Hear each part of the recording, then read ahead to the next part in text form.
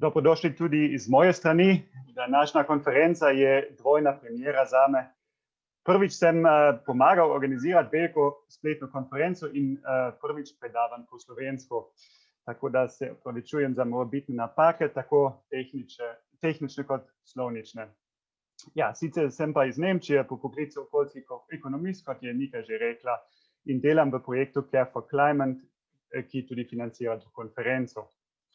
Na začetku predstavitve bom povedal, zakaj lokalne skupnosti so vedno bolj aktivni v zvezi z podnebnimi spremembami in zakaj so podnebni ukrepi na lokalni ravni tako pomembni kot nikoli prej. No, da vidim, če dela tudi. Ja, dela. Glavni razlog je iz mojega vidika ni uspešna mednarodna in tudi nacionalna podnebna politika. Kot en primer, volitve v ZDA leta 2016 so bili katalizator za ukrepanje na lokalni ravni. Modri graf tukaj na sliki prikazuje razvoj emisije, rdeč pa Trumpov načrt iz leta 2017. Ta načrt ni bil zelo ambiciozen. Toda v trenutku, ko je nacionalna podnebna politika čisto razpadla, so regije in občine povečale svoje ambicije. Enostavno je reči, da so to ZDA in je situacija v Sloveniji drugačna. Jaz bi pa argumentiral, da je situacija dejansko precej podobna, če gledamo sliko v Sloveniji. Ta graf kaže emisije toplogrednih plinov od leta 2000 do 2017 in scenarije do leta 2050. Inštitut Jožef Stefan je ocenil, da se z obstoječimi ukrepi ne bomo niti približali mednarodnim podnebnim ciljem, ampak bomo samo ohranili trenutno raven izpustov. Nacionalni energetski in podnebni načrt, to je zelena linija tukaj, predvideva zmerno zmanjšanje do leta 2030 in 90% zmanjšanje do leta 2050. Samo zaenkrat je to samo načrt, en kos papirja. Kdo bo ukrepal v Sloveniji? To je pomembno vprašanje, tudi glede na to, da cilj v NEPN-u niti ne zadošča za doseganje cilja 1,5 stopinjskega segrevanja. To je cilj, ki ga je Slovenija podpisala v Pariškem sporazumu. Jaz nekako dvomim, da imajo podnebne spremembe dovolj visoko prioriteto trenutno v nacionalni politiki. To pomeni na drugi strani, da je tukaj res velik prostor, velik potencial za prispevek občin. Tako da jaz sem optimist tukaj. Drugi razlog, zakaj bi morale občine sodelovati pri blaženju podnebnih sprememb, je ta, da se podnebna kriza že začela. Brez takojšnjega ukrepanja vseh akterjev se bo kriza samo še poslabšala. In gledamo, kaj se že danes dogaja in se kar dogaja. To so pogostejši in daljši vročinski valovi, več suše, pogostejše poplave, manj snega, izumiranje živalskih in rastlinskih vrst, hitrejše širjenje nalezljivih bolezni in tako naprej in tako naprej. Smo že v podnebni krizi.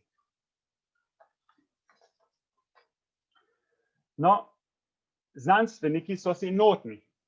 Hitro naraščajoča vsebnost toplogrednih plinov v ozračju, ki je jasno posledica naših dejavnosti, povzroča nevarno segrevanje Zemlje.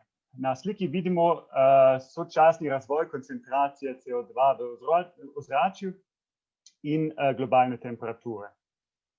Da bi se izognili katastrofalnim podnebnim spremembam, je treba naraščanje temperature omejiti z nižanjem izpustov.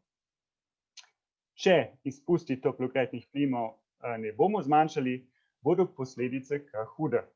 Zato trenutno sploh ni vprašanje, ali v podnebne spremembe verjamemo ali ne, vprašanje je le, kako bomo glede njih ukrepali. Ukrepali bomo mogli, ne samo kot posameznik, ampak tudi kot podjetnik, kot učitelj, raziskovalec, staž, ne nazadnje pa kot politik in to na vseh ravneh, tudi na lokalnih. Za znanstveno razumevanje podnebnih sprememb so meritve bistvenega pomena. Med drugim je pomembno meriti koncentracijo toplogrednih plinov v ozračju, kot to že dolgo počnejo na Havaju, Mauna Loa. Rdeči graf tukaj prikazuje v bistvu to strmo rast, modrega grafa na prejšnjem slajdu prikazuje hiter porast vsebnosti CO2 v ozračju, ki ga povzroča človek. Tako kot je pomembno meriti za znanost, je pomembno tudi spremljanje emisije na lokalni ravni, da bi vsi skupaj bolj razumeli, kateri so glavni viri CO2 in kje je največji potencial za zmanjšanje. Kaj naj občine merijo? Ali naj tudi občine merijo vsebnost CO2 v ozračju?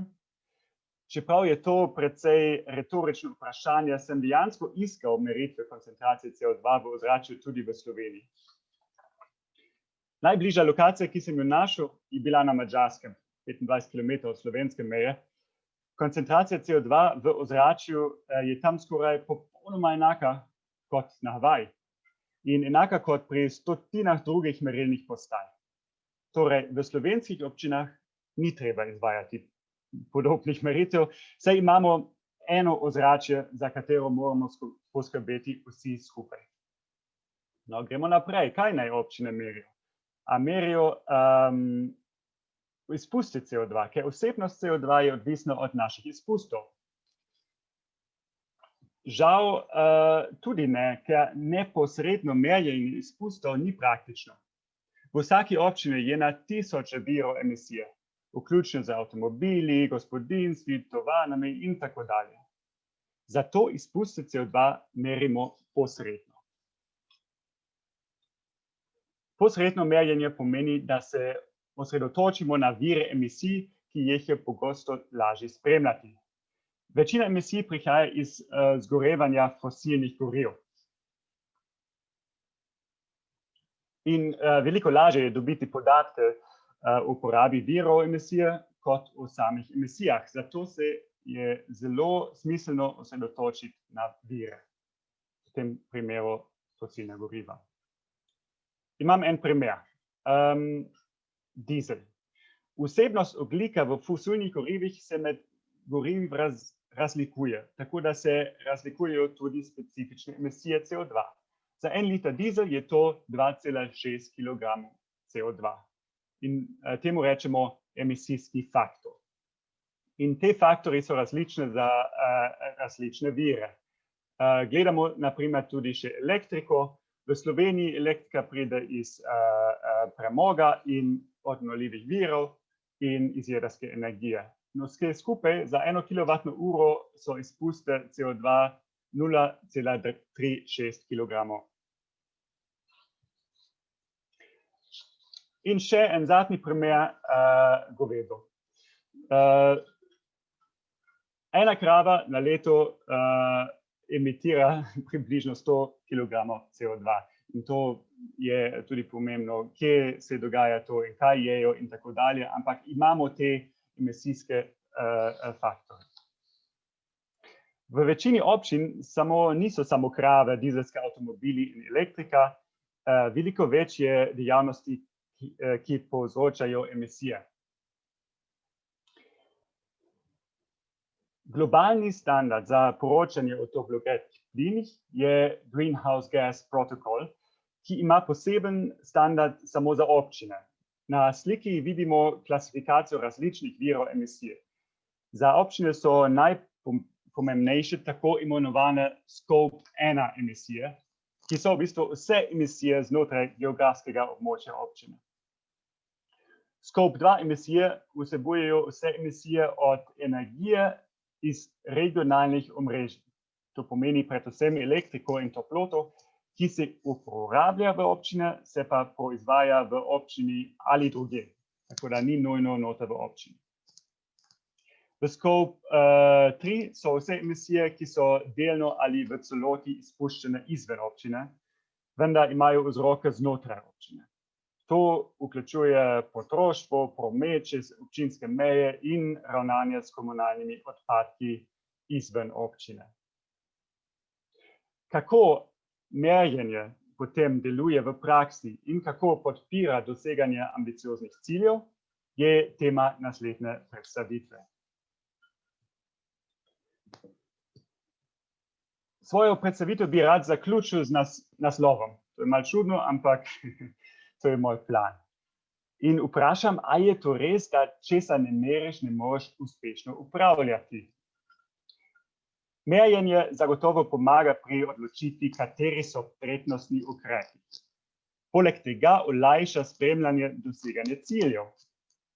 Na drugi strani merjenje izpustov CO2 ne zagotavlja učinkovitega upravljanja. In če je bolj pomembno, ukrepati je mogoče brez merjenja izpustov CO2 tudi na lokalni ravni. In v Sloveniji obstaja veliko dobrih primerov za to in to bomo videli v drugem delu današnjega dogodka. Torej, svojo predstavitev bi rad zaključil z preprosto izjavo: čas za ukrepanje je zdaj.